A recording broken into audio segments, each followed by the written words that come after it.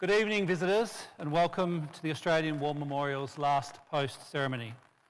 My name is Matt Anderson, the Director of the Australian War Memorial, and joining us today from the Australian Army is Warrant Officer First Class Kim Owen.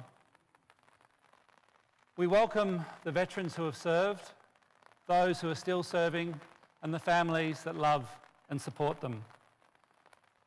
The live stream of this ceremony is made possible by the Returned and Services League of Australia and the RSL and Services Club Association, and we welcome those members who are watching this broadcast live across Australia.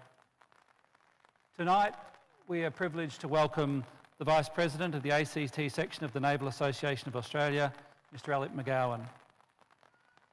During this ceremony, wreaths will be laid at the base of the pool of reflection by visitors to the War Memorial. If you are able, I now invite you to please stand and join in singing of the Australian National Anthem.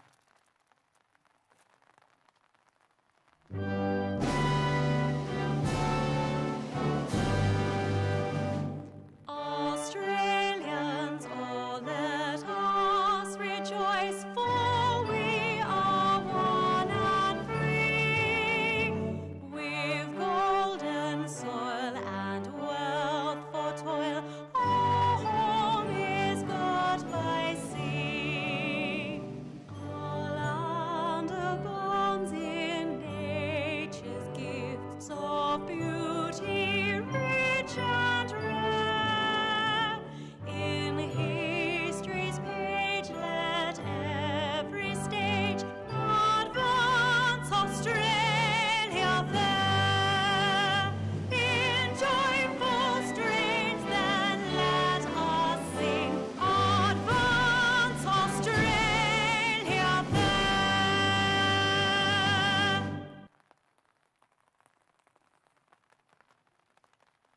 The Australian War Memorial was the vision of Charles Bean, Australia's First World War official historian.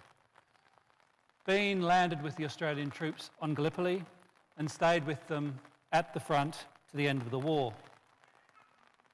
The idea of this national memorial and museum came to him at Pozières, France, in the depths of the bloody fighting of 1916. Bean's idea was that this would be a place where families and friends could mourn loved ones buried in faraway places. It would also be a place that could help all Australians understand what these men and women had endured and what they had done for us. Bean's vision, to which we remain true, is best expressed as inscribed at the entrance to the memorial's galleries. Here is their spirit, in the heart of the land they loved, and here we guard the record which they themselves have made. Tonight, we will read the story behind just one of those on the Roll of Honour, which lists the names of more than 103,000 men and women who gave their lives for us in war and in operations for more than a century. But first, we present a lament, Flowers of the Forest. Wreaths or floral tributes will now be laid at the base of the pool of reflection.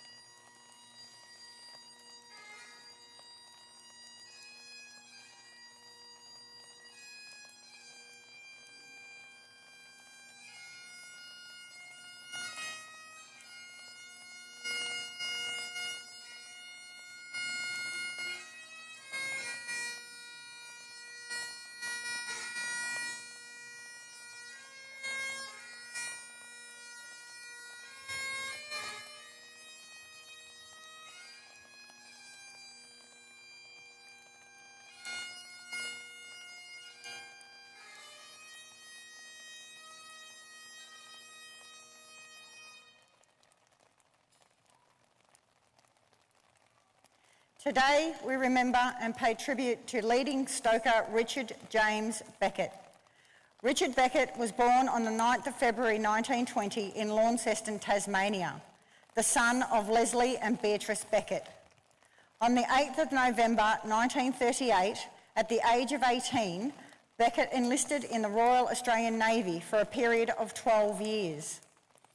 His first posting was to HMAS Cerberus, the Navy's initial training base on Western Port Bay, southeast of Melbourne. Given that he had been working as a garage assistant before enlisting, he began to train as a stoker, essential study to become a marine technician. After a short posting to HMAS Adelaide in April and May 1939, Stoker Beckett undertook further training before joining HMAS Sydney in late August. When the declaration of war came on the 3rd of September 1939, the modified Leander-class light cruiser Sydney had already taken up her war station at Fremantle. Having taken on additional ratings and officers, the cruiser began a series of gunnery and torpedo exercises off the Western Australian coast and started patrol and escort duties. Patrol work in the Indian Ocean continued for the remainder of 1939 before the cruiser was ordered to return to Sydney for docking and Christmas leave.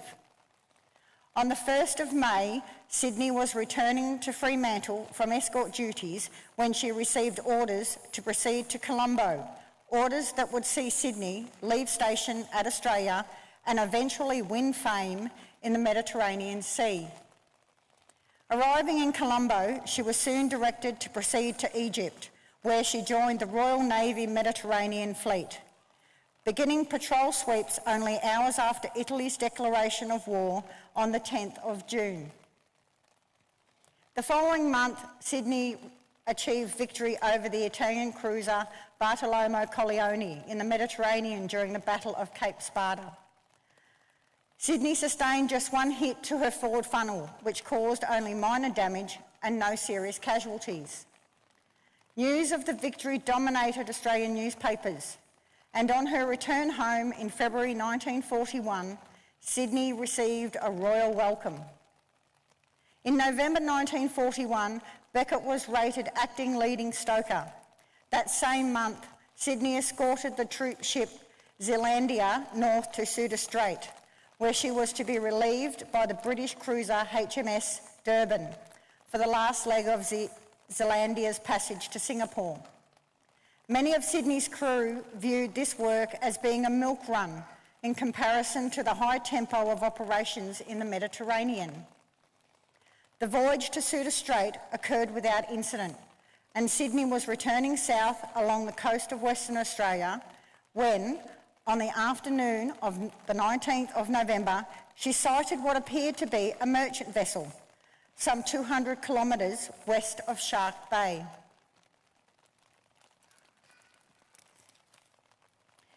The ship was in fact the German raider Cormoran, disguised as a Dutch merchant ship which had broadcast a feigned cry for help.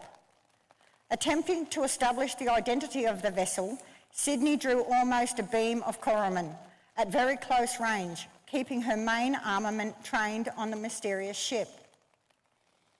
When concealing the vessel's identity was no longer possible, Cormoran revealed her colours and opened fire. Sydney's guns returned fire, but her first full salvo passed over Cormoran without damage. Cormoran scored hits on Sydney, with 2 salvos hitting her bridge and midship section. Sydney's 2 forward turrets were quickly put out of action, but her aft turret engaged with fast and accurate fire, hitting Cormoran in the funnel and engine room. Cormoran engaged with torpedoes, striking Sydney under her damaged forward turrets. With her bow low in the water, Sydney turned towards Cormoran as though attempting to ram. The top of the forward turrets was blown off and flew overboard before the cruiser passed under Cormoran's stern on a southerly heading. Now on fire in the engine room, Cormoran continued to engage Sydney until out of range.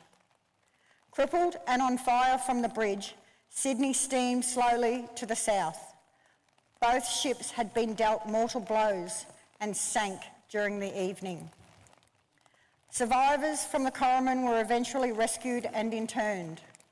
None of the Sydney's complement of 42 officers and 603 ratings survived.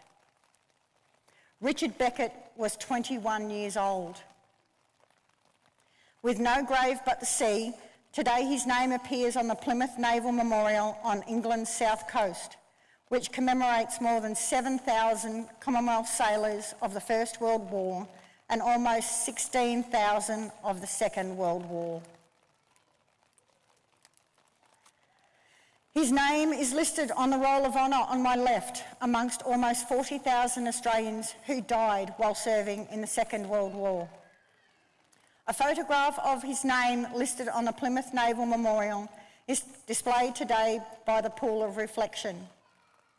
This is but one of many stories of service and sacrifice told here at the Australian War Memorial. We now remember leading stoker Richard James Beckett, who gave his life for us, for our freedoms, and in the hope of a better world.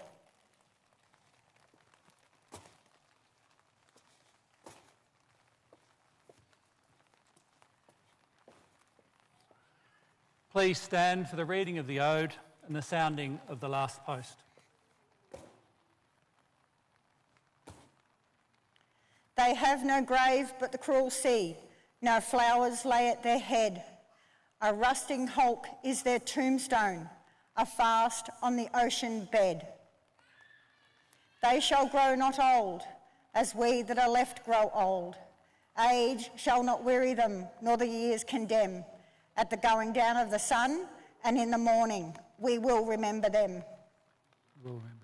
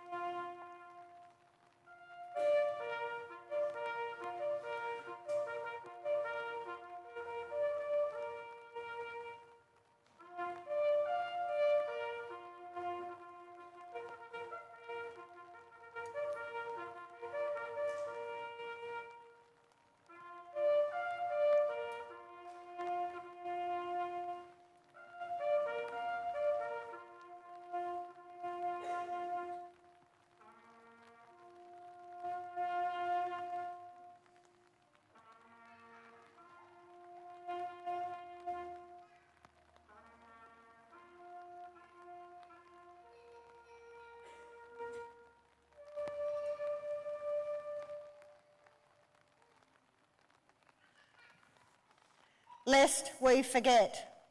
Lest we forget.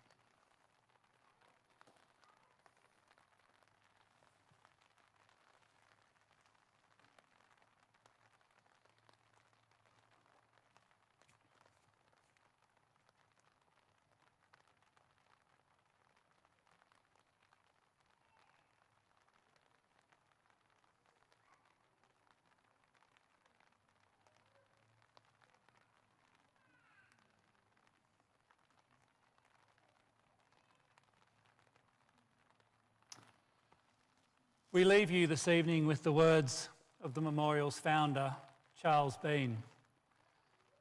Many a man lying out there at Pozières or in the low scrub of Gallipoli with his poor, tired senses barely working through the fever of his brain has thought in his last moments, well, it's over.